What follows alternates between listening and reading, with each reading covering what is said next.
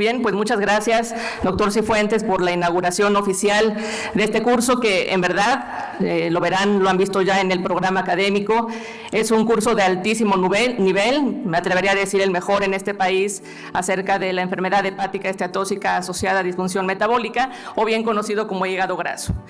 Y para comenzar, siempre es muy importante también hablar no solamente de la fisiopatología de las enfermedades, de su impacto epidemiológico, sino también de las políticas públicas y todo esto que tiene que ver con la regulación y lo que se puede hacer alrededor de cada una de las entidades nosológicas. Es por eso que para mí es un placer dar pie a este primer módulo que se llama Cooperación Multisectorial para la creación de políticas públicas en salud. Iré invitando a los profesores para que pasen a la mesa, por favor. Y en primer lugar tenemos al doctor Arun Sanyal. Él es profesor de Medicina, Fisiología y Patología Molecular de la División de Gastroenterología en la University Commonwealth of Virginia Medical Center en Richmond, Virginia también. En VCU, él actualmente es el director del Instituto para las Enfermedades Hepáticas Stravitz Sanyal y también para la salud metabólica. Entonces es un placer recibirlo, doctor Sanyal. Démosle un aplauso, por favor.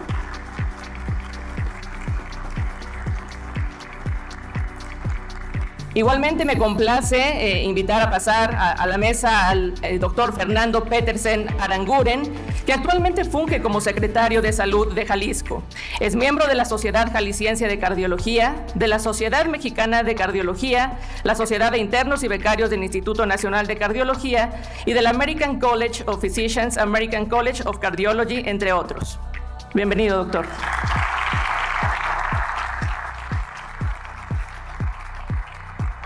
Invito también a pasar al doctor Javier Dávila Torres. Él es médico cirujano de la Universidad Autónoma Metropolitana, secretario general de la Academia Mexicana de Cirugía y miembro del Consejo de la organización International Patient Safety Movement Foundation, entre otras posiciones. Es exdirector general de Política de Cooperación de la Secretaría de Relaciones Exteriores y exdirector médico del Instituto Mexicano del Seguro Social, entre otras. Creo que está por llegar, pues ya lo esperaremos a continuación. Invito también a pasar al doctor José Moya Medina, médico cirujano peruano con especializaciones en epidemiología y salud pública. Ha dedicado su vida a la salud global, con una sólida trayectoria que incluye roles en el Ministerio de Salud de Perú y misiones humanitarias en Guatemala, Mozambique y Nigeria, con Médicos Sin Fronteras. El doctor José Moya ha trabajado en representaciones de la Organización Panamericana de la Salud y de la Organización Mundial para la Salud en varios países de América. Bienvenido, doctor.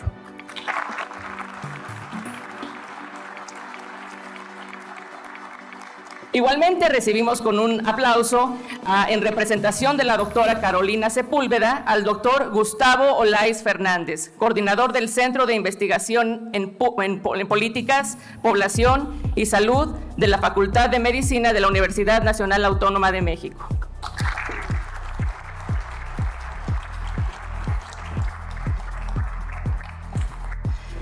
Y me siento complacida. Vemos ya llegando al doctor Javier Dávila Torres. Doctor, adelante, por favor. Bienvenido.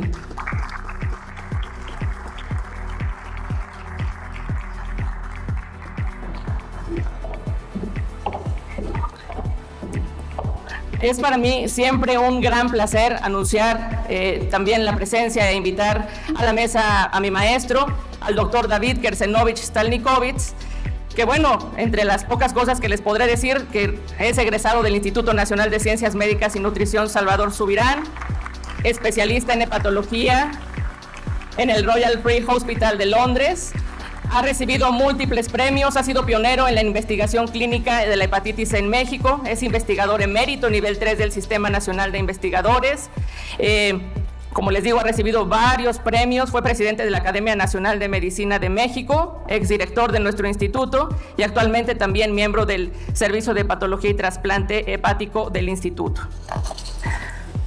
A continuación también invito a subir al escenario al licenciado Alejandro Ángeles Domínguez, socio cofundador de EdCurae, especialista en el desarrollo de estrategias de investigación para el sector salud. Ha participado en la estructuración de fondos de Venture Capital en América y Europa. También ha participado como consultor y miembro independiente de plataformas como Up Global, Global Citizens, entre otros. Bienvenido, licenciado.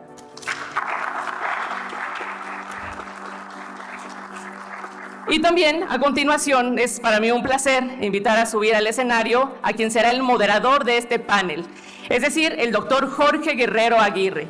Él es cirujano, gastroenterólogo, exdirector médico nacional del ISSSTE y excoordinador de salud del ICEMIM. Adelante, doctor Jorge Guerrero, por favor.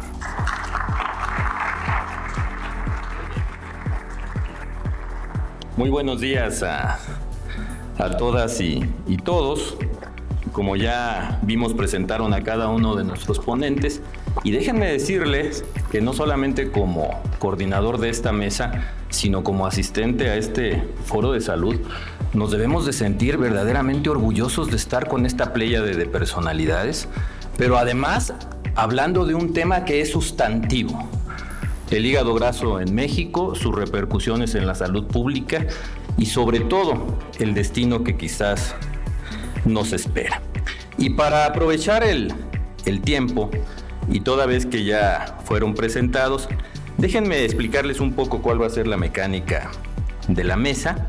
Sin duda, como ya se mencionó, el foco es una de las mayores preocupaciones que existen en México y en el mundo. Esta enfermedad, que además está rodeada de varios jinetes del apocalipsis: el sobrepeso, la obesidad, la diabetes mellitus, las dislipidemias, la hipertensión arterial, y que aprovecharemos cada una de las habilidades y competencias que sin duda tienen nuestros panelistas para entrarle, como si fuera en el ambiente taurino, al toro. Y empezaremos entonces con la participación de Alejandro Ángeles. Jorge, Alejandro, es importante, de acuerdo a las actuaciones que tú has realizado en México, que yo te haga esta pregunta, que quizás para abrir boca van a ser todas en orden alfabético, la presentación de cada una de las preguntas para ellos, para obviamente respetar no solamente la jerarquía, sino el orden. Y entonces yo te preguntaría, consideramos este panorama actual en México, que es de todos conocidos, ¿cuál es el papel de las iniciativas en esta asociación pública-privada? ¿Y qué puede y qué papel debe de jugar la investigación patrocinada, que a veces de repente tiene como estigmas, para avanzar realmente en el tratamiento y en el manejo de estas enfermedades de preocupación nacional, pero también de preocupación mundial? Adelante, Jorge. Gracias, doctor. Sí, te oyes bien. Para mí me gustaría iniciar agradeciendo a los profesores del evento para permitirnos hacer un ejercicio que habla justo de cooperación entre sectores. Pero me gustaría comenzar hablando de las sectores para dar algo de referencia y importancia para de sumar a los comentarios que el doctor Guerrero nos compartieron. Allá en el lejano 2019 prepandémico, había un dato que ya era alarmante, que el 73% de la población en México es obesa. De esa población, 12 millones son jóvenes y niños. Y la mitad, más o menos la mitad de la población, que es el 70% de esta población, tiene síndrome metabólico, ¿no?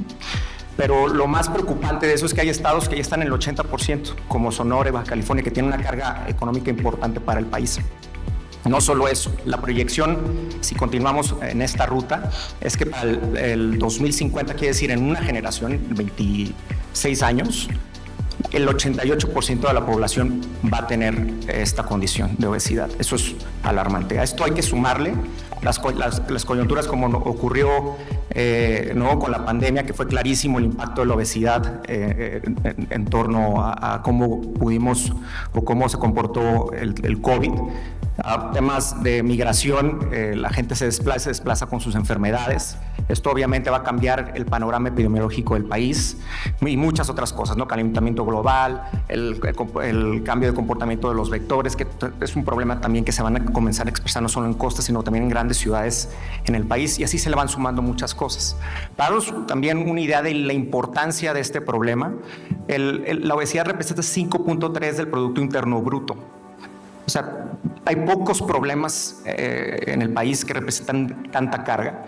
Esto significa, en el 2020, el subsecretario de Economía, el doctor Acevedo, lo redondeó más o menos en 1.5 billones de pesos. Quiere decir que son 1.5 millones de pesos. Esto significa anualmente 10 veces el presupuesto de salud federal. De ese tamaño es el problema, y obviamente mucho más que el presupuesto del ISSSTE y del IMSS. Entonces, pues yo creo que es clarísimo, ¿no? El tamaño del dilema que tenemos enfrente, y yo creo que sin lugar a duda la única forma de enfrentar de manera inmediata el problema es trabajando juntos con el sector, no solo en el sector salud.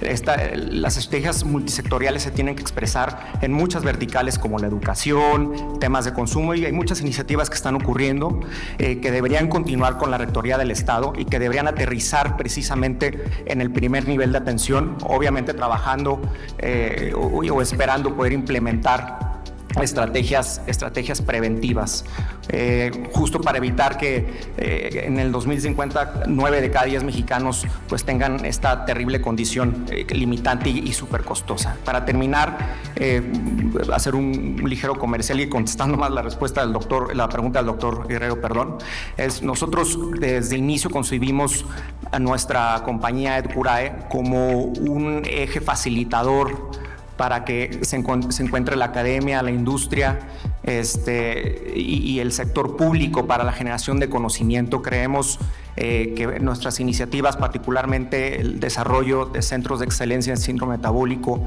y salud hepática, que nuestro socio, el doctor Rayú, en el siguiente módulo les platicará más a detalle, pues tiene justo esa intención, ¿no? Generar conocimiento, involucrar a la mayor cantidad de jugadores importantes y relevantes, empezando por grandes instituciones como este Instituto Nacional o la Secretaría de Salud Jalisco, para generar conocimiento y comenzar a implementar las estrategias que les compartí.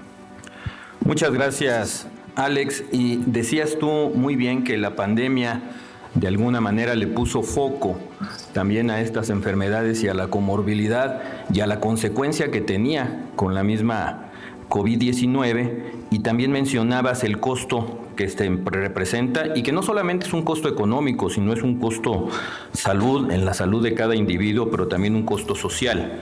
Y en este sentido, yo le quiero preguntar al doctor Javier Dávila Torres, que como vimos en su semblanza es uno de los funcionarios quizá con mayor experiencia en el país, con varios puestos en la administración público federal, y que ha corrido desde la Secretaría de Salud al IMSS, al ISSSTE y la misma Secretaría de Relaciones Exteriores. Y en este sentido, Javier, preguntaste, en el contexto particular de México, y sobre todo basado en esto, en tu experiencia nacional y en tu experiencia internacional, ¿cuál sería el siguiente paso para las estrategias y sobre todo las herramientas necesarias para la integración de todos los sectores que participan en la salud pública, y poniendo especial énfasis en la lucha contra la obesidad y sobre todo la mala salud metabólica, si lo podemos englobar así? Bueno, buenos días. Primero que nada, perdón porque me retrasé en llegar. Regularmente no tengo esta voz, pero hoy me la puse porque venía yo aquí. Entonces, traigo una disfonía involuntaria.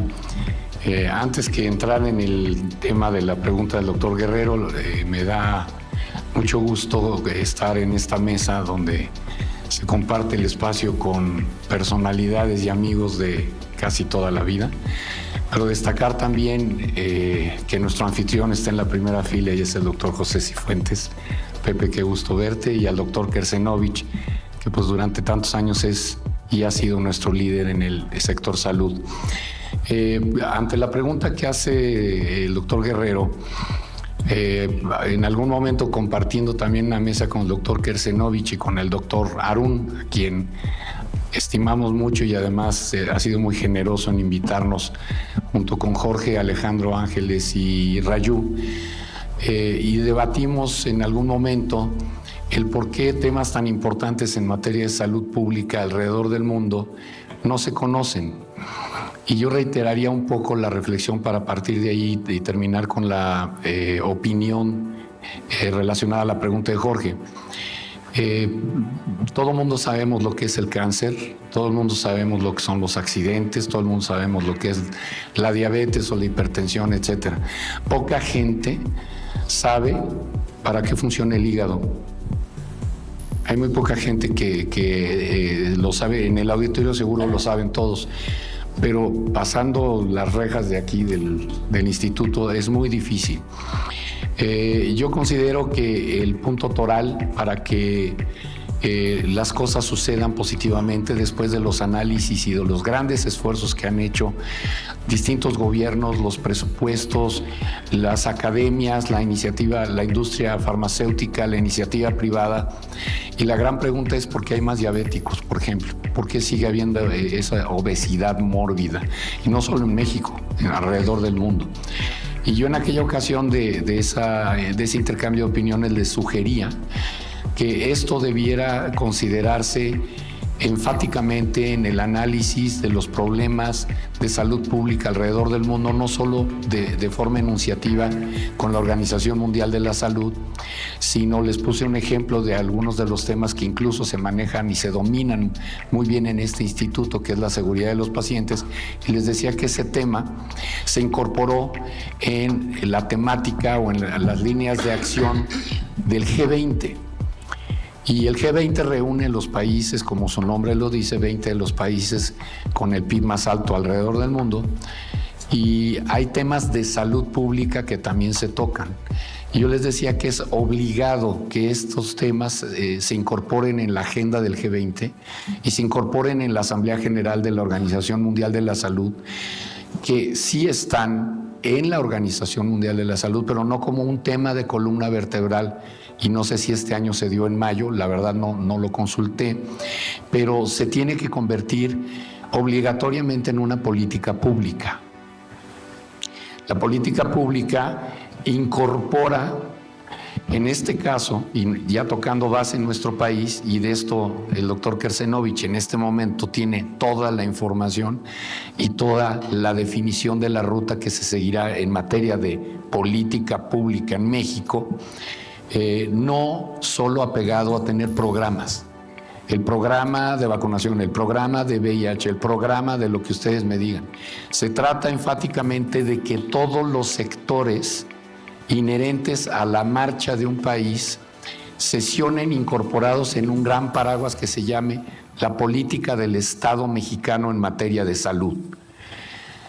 Los esfuerzos nos consta a todos, y por eso existen instituciones tan sólidas como estas, o en el interior de la República con un eficiente manejo de algunas de las secretarías de salud estatales, pero siguen habiendo más diabéticos y más hipertensos y más etcétera.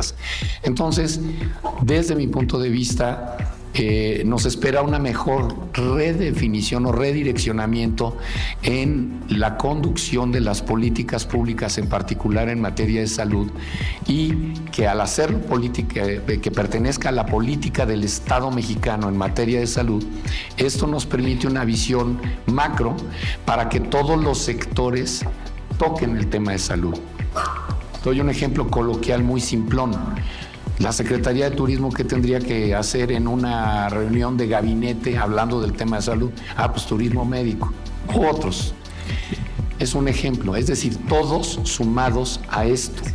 Si los esfuerzos del etiquetado con COFEPRIS y otras instancias, otros organismos del gobierno federal han participado para coadyuvar en esta materia, hoy la carga de la enfermedad vinculado a la asignación presupuestal de la federación a los estados y al sistema en sí del sector salud, habrán de redireccionar los recursos para atender aquellos problemas, no solo de resolver con obviamente la atención primaria y la vacunación, etcétera, sino aquellos problemas de salud que están afectando a la población. Y algo, y cierro con esto, muy importante para lo que hemos discutido durante años. Si la población no se involucra, no va a caminar. Y regularmente la población no se involucra.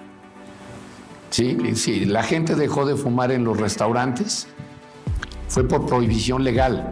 No fue porque la gente dijo, no, sí es cierto, sí me hace mucho daño fumar, cara, ya no voy a fumar. No fue así.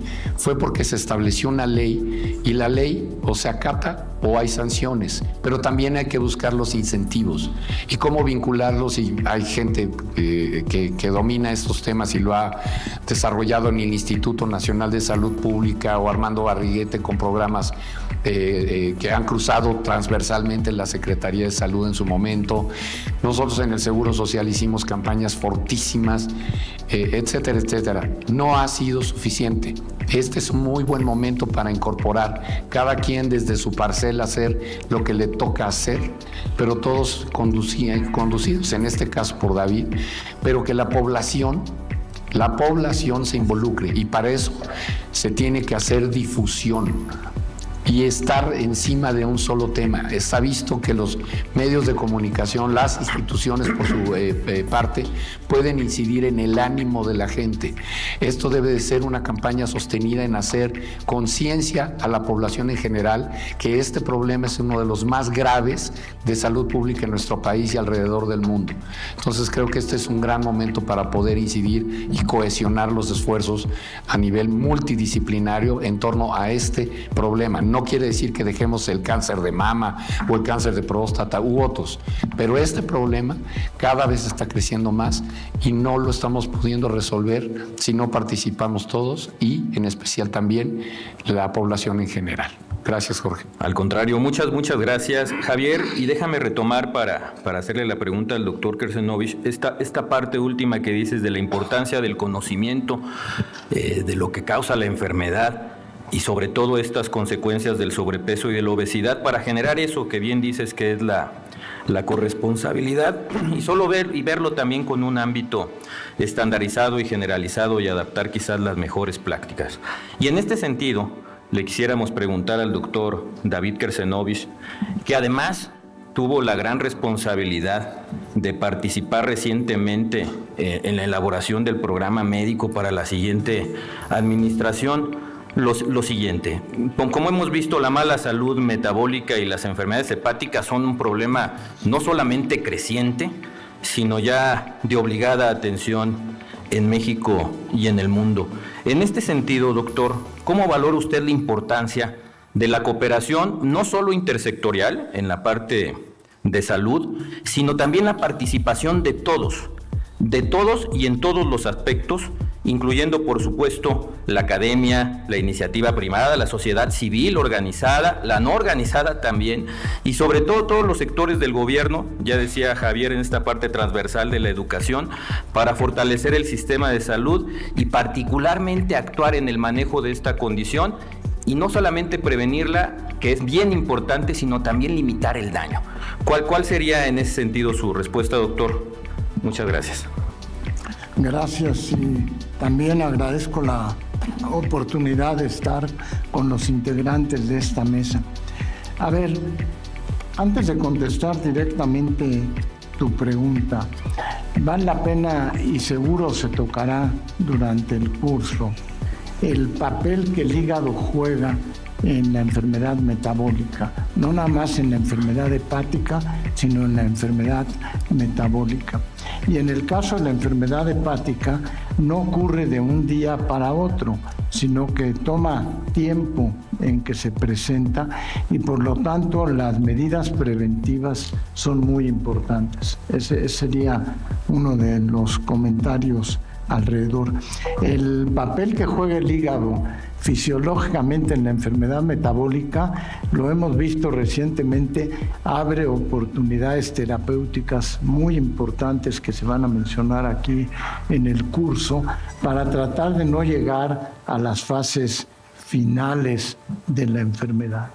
Ahora, directamente a tu pregunta, yo creo que hay algunos hechos que son muy importantes y que permean en lo que mencionaste, Alejandro, hace unos momentos, y en lo que permea en este curso. No importa lo que se haga, tiene que hacerse con calidad. Es algo muy importante. Tiene que ser con calidad y con sostenibilidad, y por eso las relaciones de distintas gentes que participan en el desarrollo de la estrategia tiene que ser hecho con mucha calidad. El otro punto que nos ha enseñado la enfermedad metabólica es que se requiere un cuidado integral. No es nada más poner a un enfermo con sobrepeso en una dieta de reducción, sino que se requiere esa cosa que mencionabas de interdisciplinas en tratar de entender por qué se presenta. Toca aspectos de salud mental, toca aspectos de determinantes sociales, toca muchos aspectos que se requiere esa interdisciplina. El otro punto muy importante en la interdisciplina es poder tener la opinión de distintos expertos, de realmente expertos en los distintos subtemas que giren alrededor de la enfermedad metabólica, porque si se logra integrar esa opinión de los expertos con el cuidado integral, creo que sería muy relevante. Y eso contribuye a desarrollar la medicina basada en evidencias, lo que se genera. El esfuerzo que se está haciendo del doctor Sanyal, de Raju, de Alejandro, tiene que ver precisamente con tratar de crear evidencia propia y evidencia en la región de cuáles son los factores que determinan, por ejemplo, la obesidad y el desarrollo de la enfermedad hepática, o más bien también de la enfermedad secundaria a un trastorno en el metabolismo, que es la parte condicionante. Otros dos aspectos, y con eso terminaría, tiene que ver el considerar que cualquier cosa que se implemente, y por eso tiene que ser interdisciplinario, tiene que tener un componente de financiamiento y entendimiento bien de cómo se puede hacer. Y para ello, y este curso es un ejemplo, la cooperación internacional es muy importante. Porque cuando digo expertos, pues no nomás son expertos que sean nacionales, sino expertos internacionales como los que vienen a este curso, para poder abrevar de su experiencia en cómo ocurre todo. Entonces, ese conjunto interdisciplinario se vuelve muy importante, y abordarlo como tal podría establecer una ruta crítica que sería de mucha importancia. Muy bien, muchísimas gracias, doctor. Resalto en una breve concreción lo importante desde conocer el papel del hígado en la enfermedad metabólica, la calidad con la que se debe de hacer cualquier programa, el manejo interdisciplinario, y quizás el día de hoy es un ejemplo, y la importancia de poner un cheque atrás y de tener el financiamiento para que al final el yo creo, el me parece, el me dijeron, en mi experiencia, sea una vacuna a la medicina basada en evidencia. Y en ese contexto quisiera yo preguntarle al doctor José Moya Medina, no solamente con su experiencia como médico, como sanitarista y experto en la salud pública, sino como conocedor del contexto internacional, y considerando que el síndrome metabólico pues no tiene nacionalidad, el síndrome metabólico es particular del ser humano, y que es un desafío para todos los países, y por supuesto no es la excepción América, y no solamente en los países latinos. ¿Cuáles son las estrategias, doctor, que considera usted efectiva, sobre todo para mejorar la cooperación regional y generar políticas públicas eficaces? ¿Y cómo se imagina? Esa es una pregunta de visión. ¿Cómo se imagina el futuro de nuestro continente, y abundaría yo de nuestro país, en este aspecto? Muchas gracias, doctor. Muchas gracias. Muy buenos días a todos, a todas. Para mí es un honor compartir esta mesa con distinguidos profesionales mexicanos. Y gracias también por la pregunta, porque en efecto el tema es complejo. El tema de la obesidad en el mundo pues, se ha incrementado en los últimos años. Yo tuve oportunidad de trabajar en México como epidemiólogo entre 2002 y 2007 y ya las cifras de obesidad eran alarmantes aquí en el país, en México, pero era una traducción también de lo que estaba pasando en la región. Casi 2 o 3 veces había duplicado, triplicado las cifras de obesidad infantil, sobre todo en los últimos 20, 30, 40 años. Este es un tema central para la Organización Panamericana de la Salud, para la Organización Mundial de la Salud, y desde hace muchos años se viene propiciando discusiones, debates al interior de la Asamblea Mundial de la Salud, de la OMS, que acaba de concluir, eso siempre es en mayo, concluyó hace una semana atrás, y en el Consejo Directivo de la OPS, que nos reunimos siempre en septiembre de cada año, y cada vez en estas reuniones hay discusiones sobre el impacto de las enfermedades no transmisibles y todas las estrategias de prevención que tenemos en los países. Es un espacio interesante el Consejo Directivo y la Asamblea porque se discuten y se debaten todos estos temas, se va viendo qué países proponen iniciativas novedosas que luego se comparten en estas reuniones donde asisten los ministros de salud, los secretarios de salud o delegados de los ministerios y secretarías de salud de los países del mundo, en el caso de la Asamblea Mundial, y de los países de la región de las Américas, en el caso del Consejo Directivo. Y creo que a lo largo de los años ha habido estrategias importantes que hay que destacar, que vamos avanzando en ese sentido. Por ejemplo, el tema del etiquetado frontal de los alimentos, ¿no?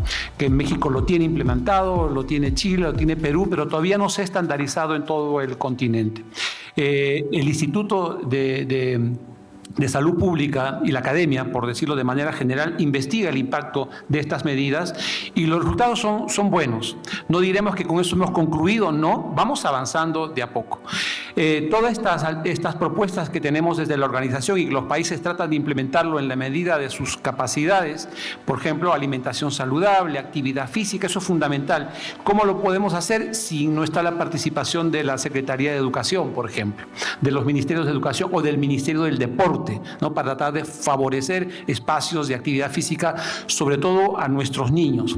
¿Cómo trabajar si no participan los alcaldes, presidentes municipales, con todas las iniciativas que también desde la OPS se promueven comunidades y municipios saludables para que haya espacios verdes, espacios de recreación, y no solo para los niños, ¿no? También para los adultos mayores, que es otro escenario que hay que considerar en nuestros países porque se nos viene ya en algunos casos una transición demográfica establecida, caso Cuba, Uruguay, Chile, y en otros países en 20 años más tendremos cambios demográficos importantes que también hay que prever.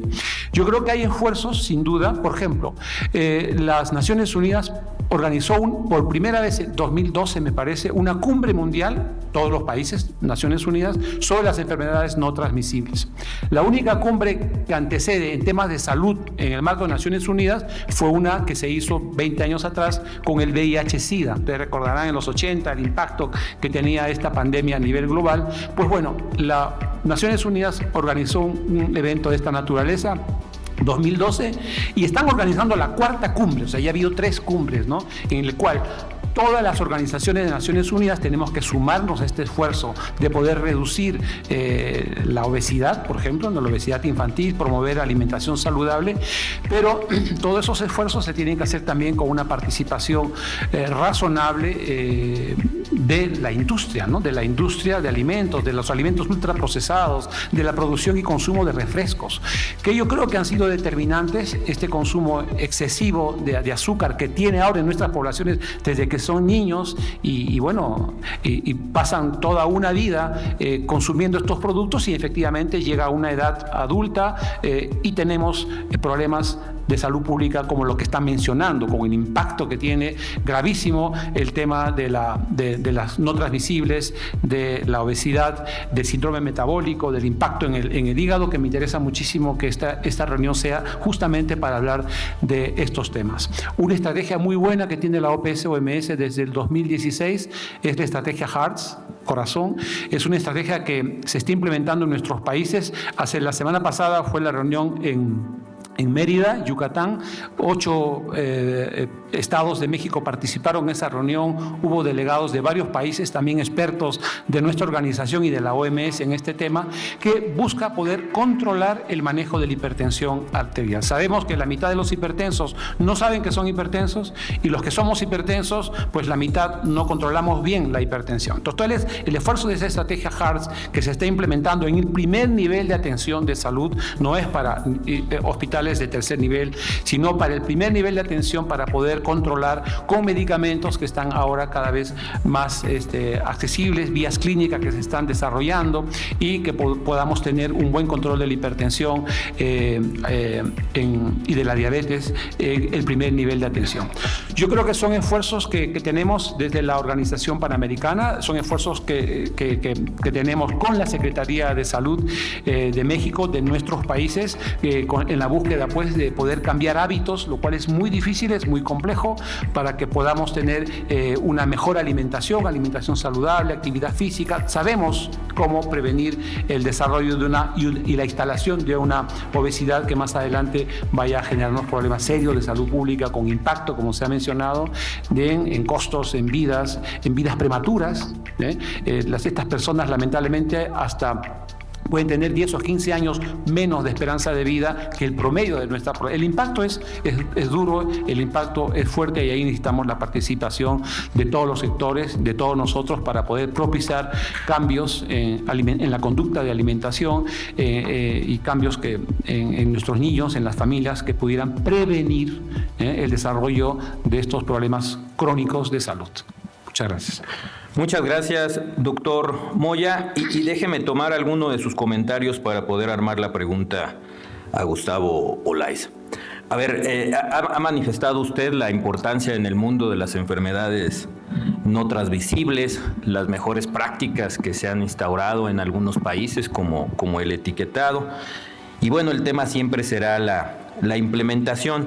Ahora la pregunta al doctor Gustavo Olaiz Fernández, además de representante de la UNAM. Él es una persona, un médico con gran experiencia en el sector salud, con muchos años y que además maneja algo que es evidencia científica y mucha data que le hace poder tomar decisiones en su momento y estudios muy claros. Y en este sentido, doctor, conociendo la prevalencia de sobrepeso y obesidad y ya decíamos las enfermedades del hígado en México, ¿cuál es desde su óptica como coordinador del Centro de Investigación en Políticas, Población y Salud de nuestra máxima casa de estudios, cuál es esta óptica que tiene al menos la UNAM?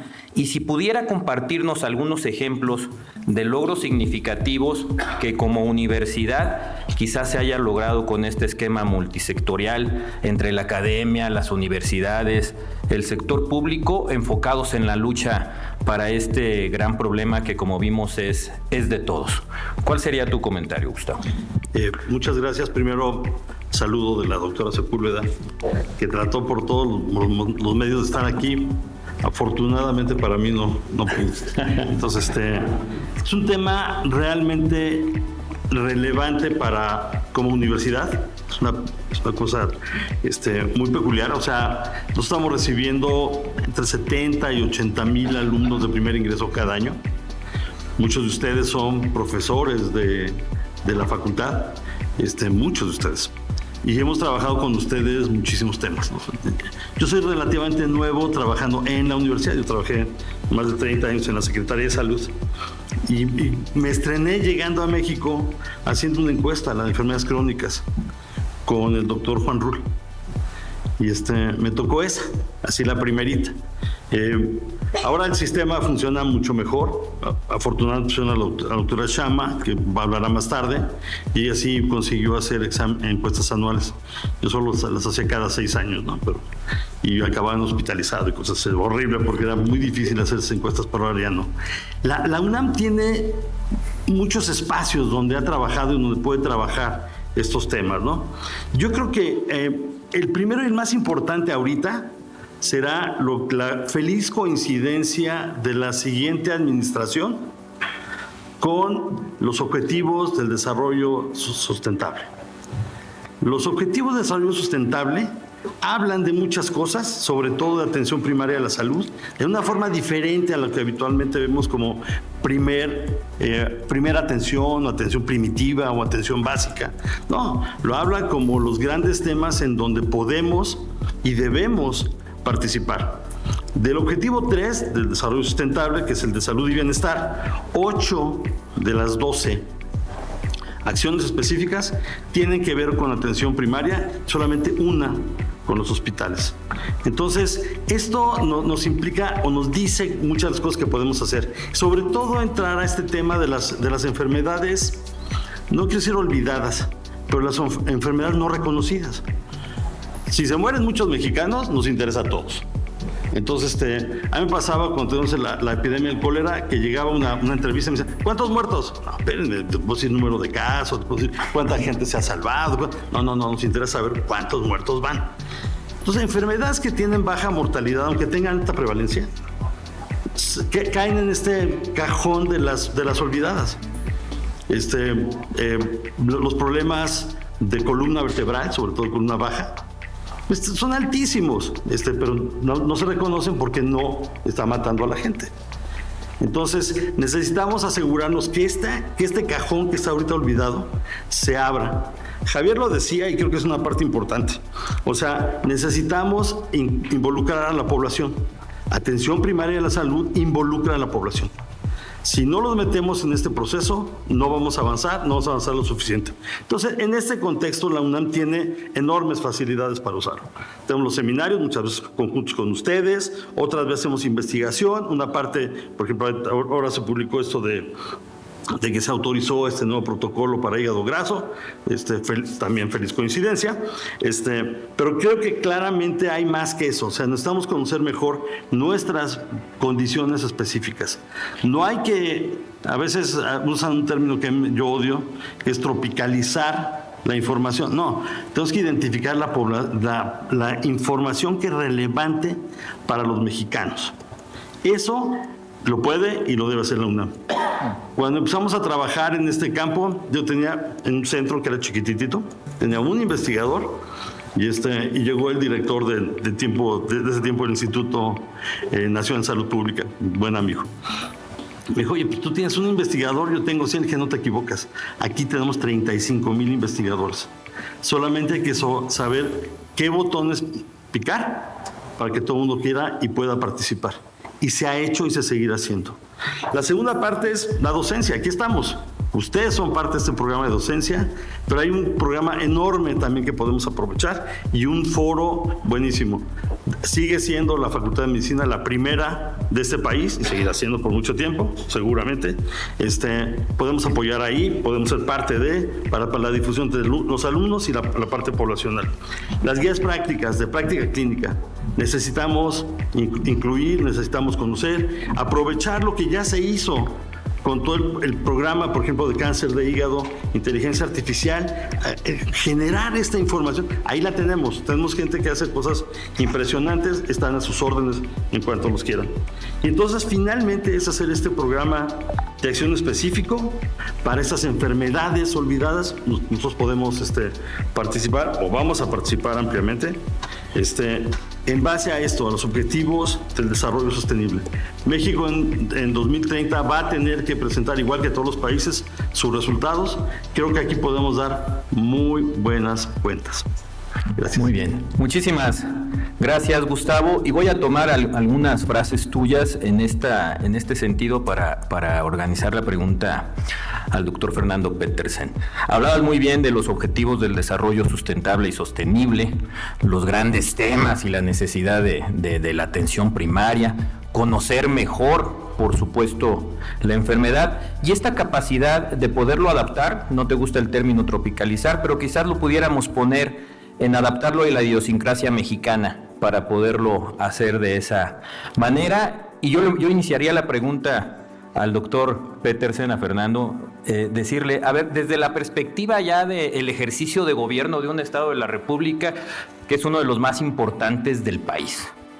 Y en ese sentido, ¿cómo se han manejado las iniciativas ya activas contra la obesidad, en un ejemplo concreto en el estado de Jalisco, y cómo ha influido la integración en ese sentido de los diferentes sectores de la sociedad en la formulación, por supuesto, en el éxito de las políticas públicas dirigidas a esta enfermedad. Si podrías comentarnos algunos comentarios y ver qué tanto, por ejemplo, en Jalisco estas enfermedades son olvidadas, tomando un poco lo que bien decía, ¿no? Pues adelante, por favor, Fernando. Muchas gracias, muy buenos días a todos, es un honor estar con tanta personalidad aquí. Y bueno, la pregunta primera es, ¿qué está haciendo un secretario de salud en esta mesa académica, no? Y la verdad es que creo que es muy importante y agradezco mucho el estar aquí, porque la Secretaría de Salud tiene como uno de los principales objetivos el promover la salud. Y no se puede promover la salud si no se conoce qué es lo que está pasando. Nosotros, desde hace más de 2 años, arrancamos en el estado de Jalisco todo un estudio que incluyó, les voy a decir nada más, la Secretaría de Trabajo y Previsión Social, al DIF, a CIPINA, a la Comisión de Derechos Humanos, a la Universidad de Guadalajara, a la Universidad Autónoma, al ITESO, a UVM, UTG, pero también a la Organización Mundial de la Salud, a la Universidad Panamericana, UNICEF, IMSS, ISSSTE, CODE, Secretaría de Asistencia Social, Secretaría de Educación, como ya lo manifestaban, y a Salud, para podernos hacer una política pública sobre prevención de obesidad, sobrepeso y enfermedad crónica en el estado de Jalisco. Es decir, todas estas personas llevamos 2 años reuniéndonos porque es importante decir que México es el segundo lugar con obesidad después de los Estados Unidos. Que en este país se pierde, como decía Alejandro, el 5.3% debido a la obesidad. Y que para el año 2050, que muchos de ustedes iban a estar, algunos de nosotros no vamos a estar, pero va a reducir la esperanza de vida. Siempre buscamos aumentar la esperanza de vida. Y las políticas públicas son para eso. Y el hecho de que los académicos y el hecho de que los médicos nos metamos a la política es para generar esperanzas de vida diferentes. La obesidad para el 2050, si no hacemos nada, nos va a restar 4.1 años de vida. Eso significa ir en retroceso 30 años de lo que hemos venido trabajando. Es importante también entender que, como decía Alejandro, ahorita se gasta un porcentaje. La OCDE dice que si no hacemos nada, se va a gastar 8.9% del PIB en el tema de obesidad. Ojalá que la Secretaría de Salud Federal y a nosotros los estados nos chorreara el 8.9% del PIB nacional. Sería maravilloso. Estaríamos en otras condiciones. Pero eso se va a gastar si no hacemos nada. La obesidad también va a reducir la fuerza laboral. 2.4 millones de trabajadores de tiempo completo por año. Pero además, esta obesidad impacta en otras enfermedades que tampoco estamos haciendo gran cosa por cambiarlas. Esta obesidad implica 70% de los costos en diabetes, 23% en enfermedad cardiovascular y 9% relacionado a cáncer.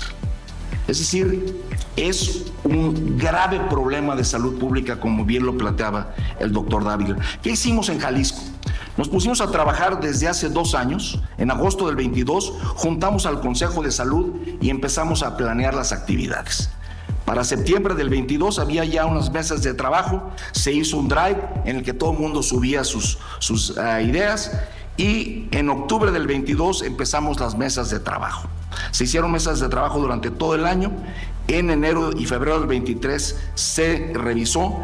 Para marzo del año pasado presentamos estos trabajos, estas iniciativas al Consejo Estatal de Salud para decirles, oigan, esto tenemos, vamos bien, vamos mal, esto nos aportan todas estas gentes, para que en febrero del 2024 presentáramos la política pública del Estado de Jalisco en cuanto a esto.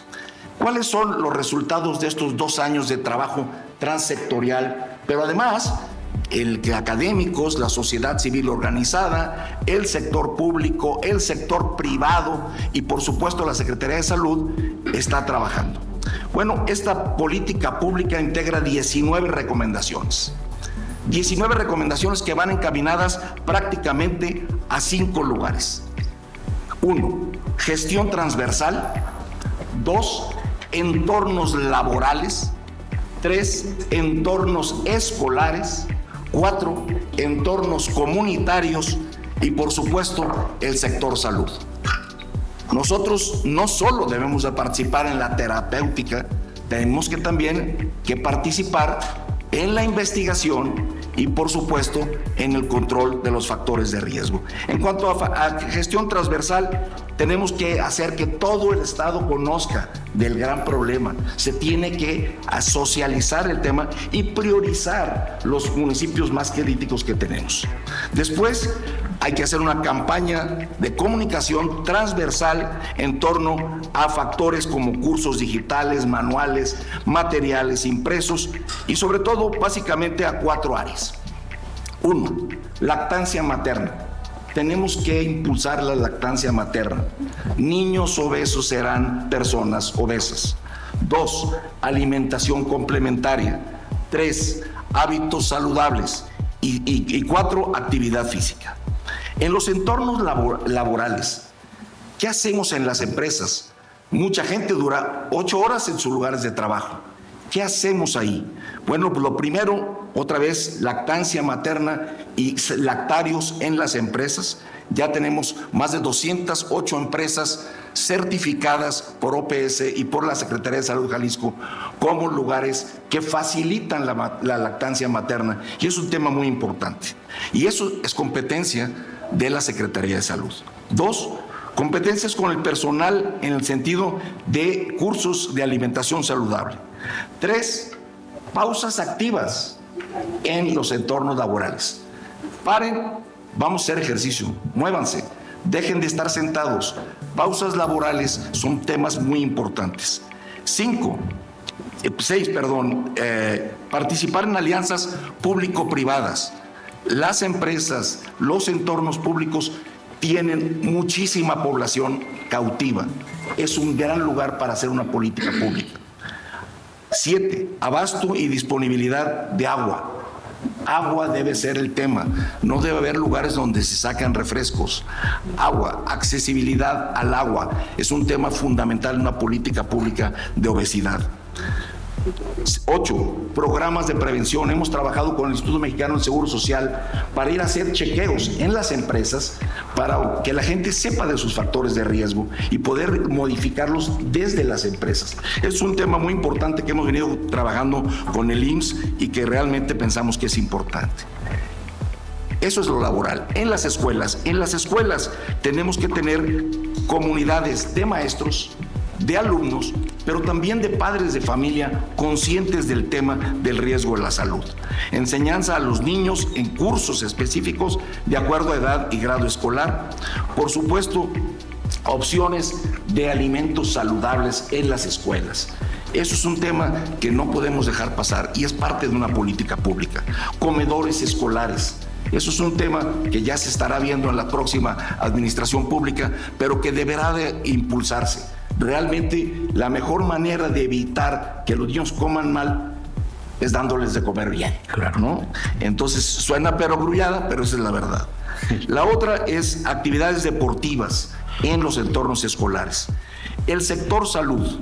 Tenemos que garantizar que el 100% de las personas del sector salud conozcan esta gran problemática, porque luego lo que sucede es que se quedan en mesas maravillosas, ¿no? Y no baja hasta el primer nivel, ¿no? Que es quien atiende a las personas. Los médicos, el sector salud, no nomás los médicos, las enfermeras, todos deben de conocer que existe una política pública sobre este tema. Hay que asegurar la estrategia de hospital amigo de la niña y el niño para la atención materno-infantil. Por supuesto, garantizar asesoría de todo este problema en el primer nivel de atención médica.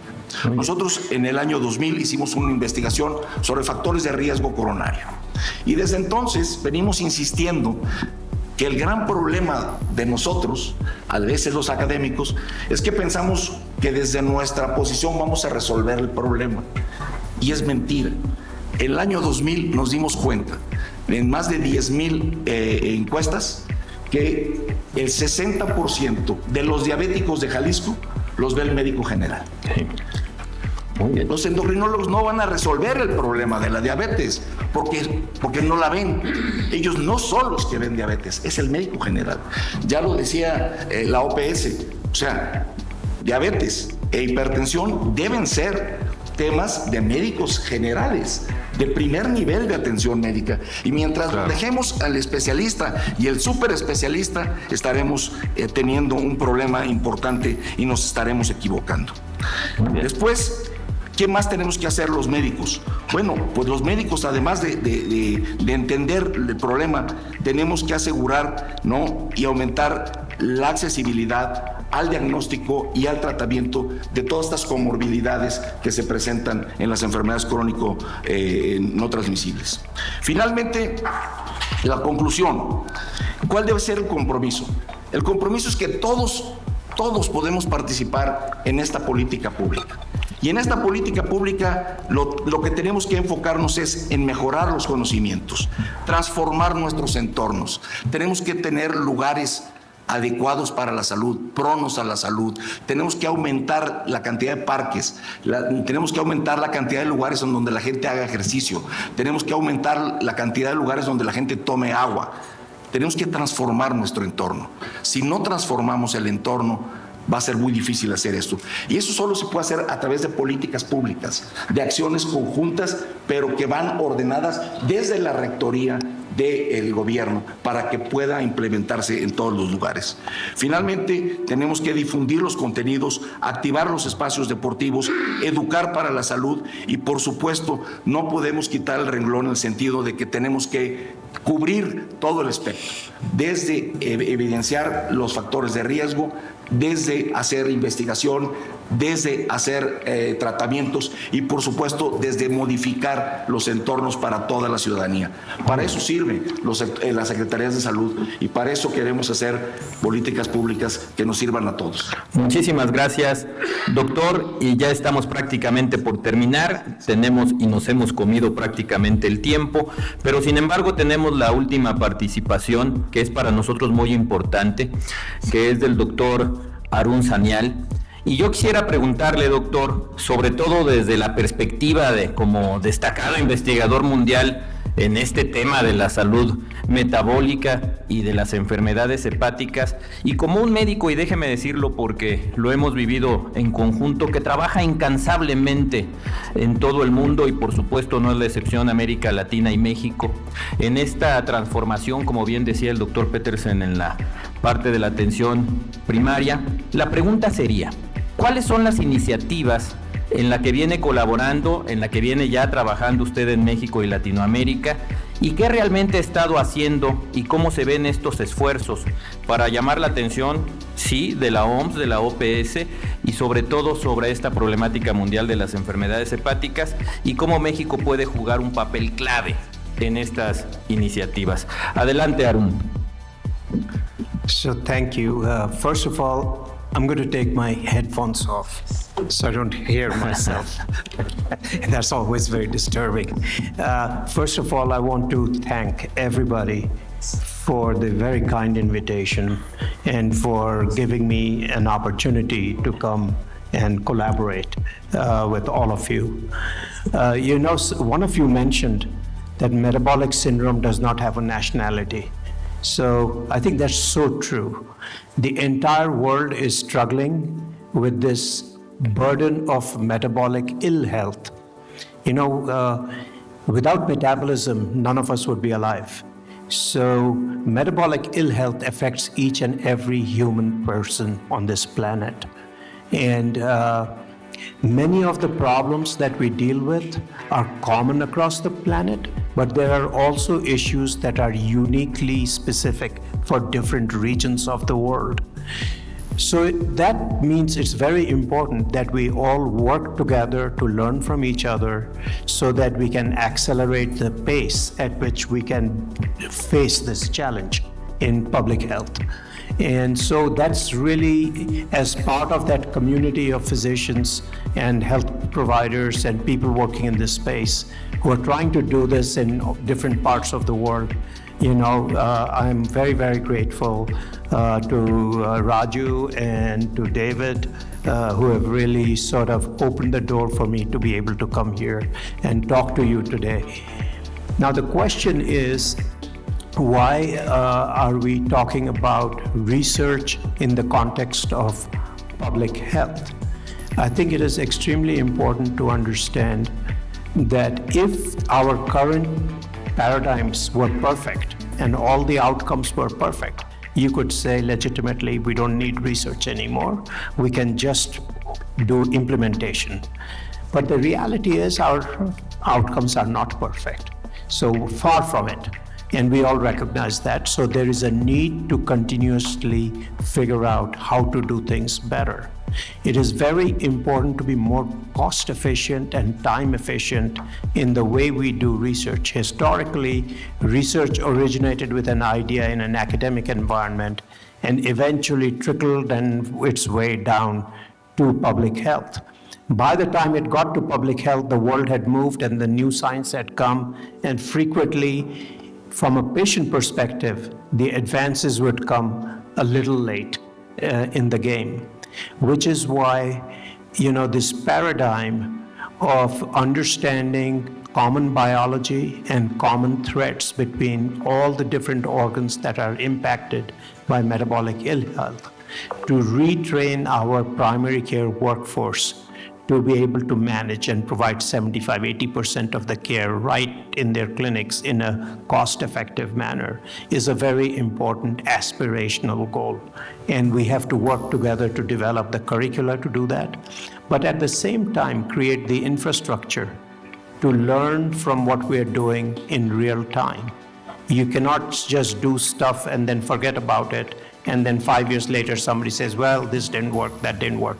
Nothing ever works completely the first time. So you need infrastructure to learn actively while you're doing it. So we have a term which says you have to build the plane while you're flying it.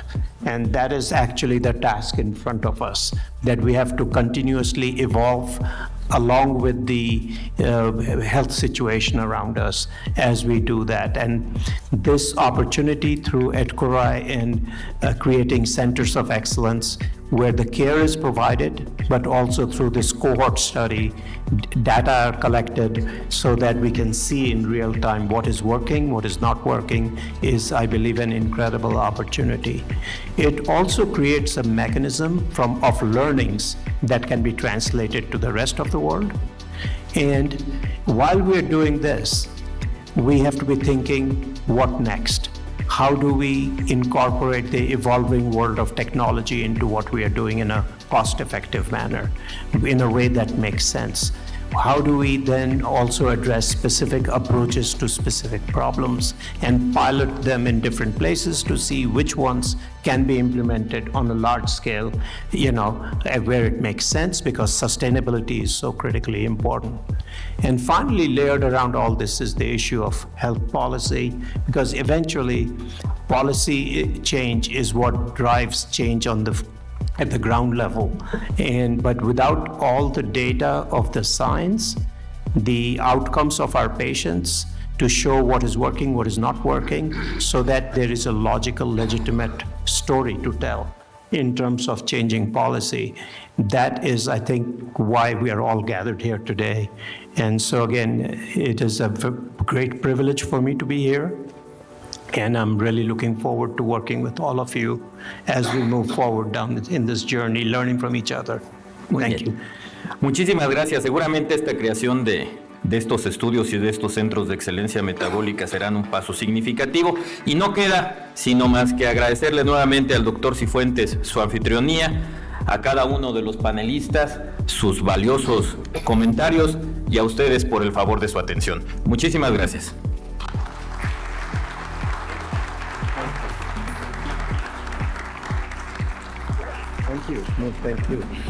Muchísimas gracias y quiero invitar a que permanezcan en el escenario el doctor Petersen, por favor, y el doctor Arun Sanyal.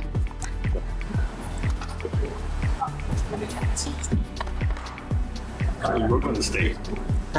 Pleasure. I'll see you. Sí.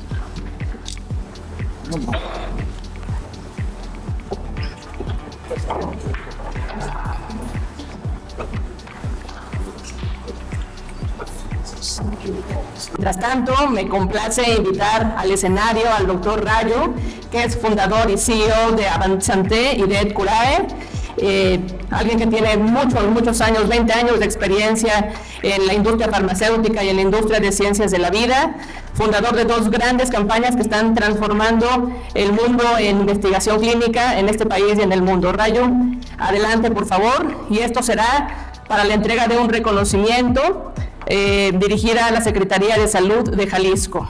Adelante, doctor Rayo.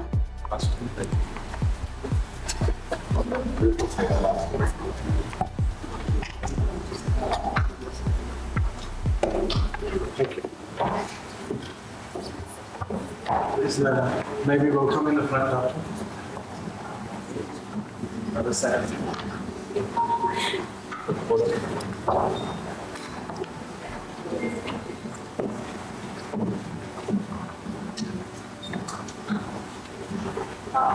Yes.